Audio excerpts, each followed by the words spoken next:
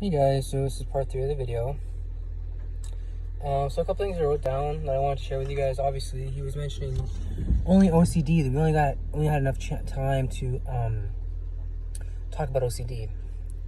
So basically, before he gets into OCD, he just talks about life changes that he was having in his YouTube channel that obviously were causing him to not make his videos as regularly as possible.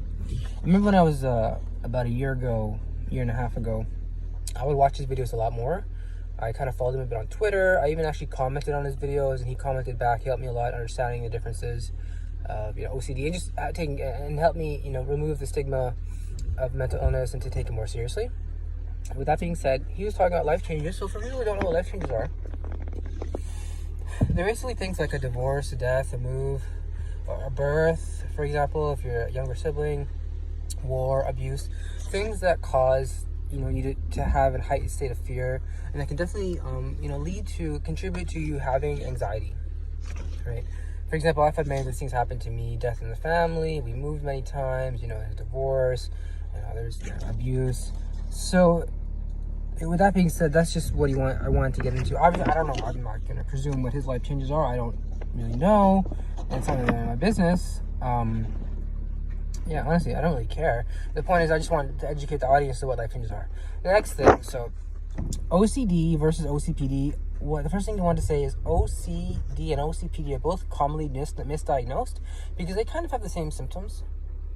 To break down OCD real quick, OCD is you have these obsessive thoughts that are known as intrusive thoughts, and basically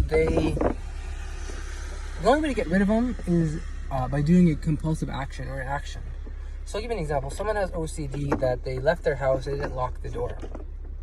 So in order to get that thought out of their mind, they lock the door 3 times. See, each time they've done it, so it's done. And they leave, and they're halfway there, and it's still kind of in their mind. It's always there. So they say he goes back or she goes back and locks it again 3 more times. That's the obsessive thought telling you the door is unlocked, and the compulsion, the action you have to do to get that thought out of your mind, which is to lock the door. There's many other different ways, like washing your hands, thinking you're unclean, working out, thinking I guess you're going to die of some sort of heart disease, or there's other ones like another one I forgot. Basically, they're the basic kind of, you understand. I hope you guys understand. Most people do. And this is where the problem is, that most people do understand what OCD is, and they don't understand that just because it's you have a certain OCD trait or a thought or a subtype or a sort of just inclination, doesn't mean you have OCD. OCD actually is a thought that you can't get rid of until you do a specific action, right? Like you just washed your hands and you're leaving the bathroom, and the thought comes to you, you're not clean yet, you need to wash your hands again, and you ignore it. And the thing is, you can't ignore it. With OCD, you can't really ignore those thoughts. You actually have to tackle them straight on and ask yourself, well, what's the evidence that I'm have any dirt on my hands? You have to really look at it like that, through sort of like kind of like how I'm doing it, through an exposure. So the treatments are basically the same, the exposures, progressive relaxation and graduated exposures. OCD though is different than from OCPD, as I said, because it is the thoughts that you have, and the behaviors you do to get rid of those thoughts are what are basically the basic nexus of OCD, right? And he said it's not right for people who say, "Oh, I'm so OCD about this," or "I'm so OCD about that," to say these things and we're not having a diagnosis of OCD.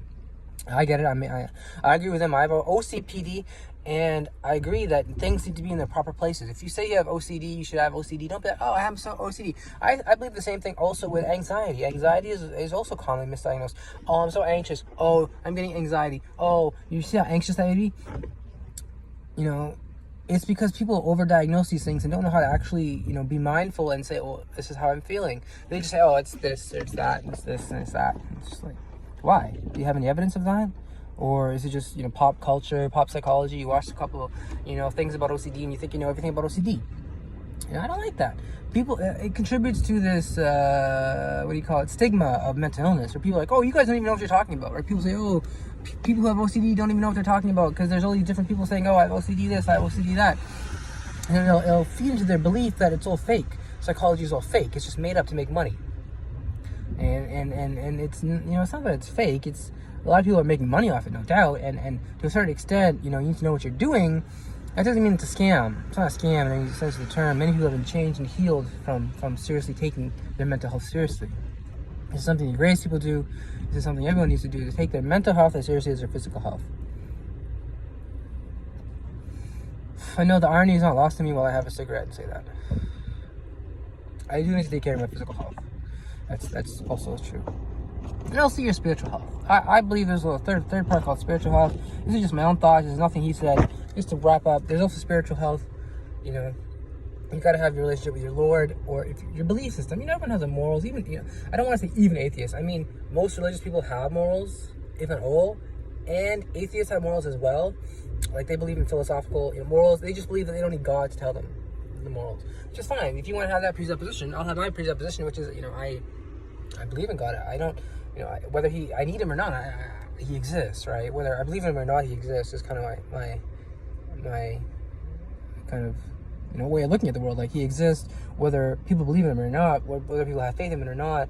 He's like above that. He's like not above in direction. He's like above, like a king. Like he seems to use those analogies. He's not a king. He's not a king in the way we look at a king. When you think of a king, you have a mental image of your hand of a king. He's not like that.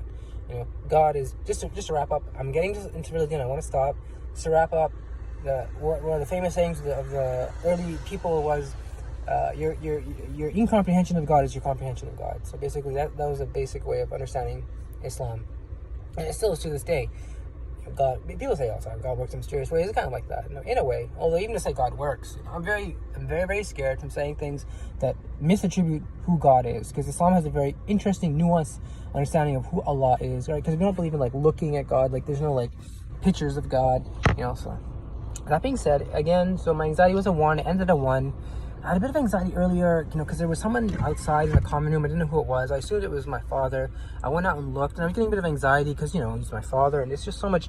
I don't have anxiety around him. I had anxiety. There was someone downstairs. I didn't know who it was, so I wanted to check it out, and that causes me anxiety. And that's something that that's why I wanted to do the exposure right as I was feeling the anxiety, because it's the best way to track it and record it and talk about it.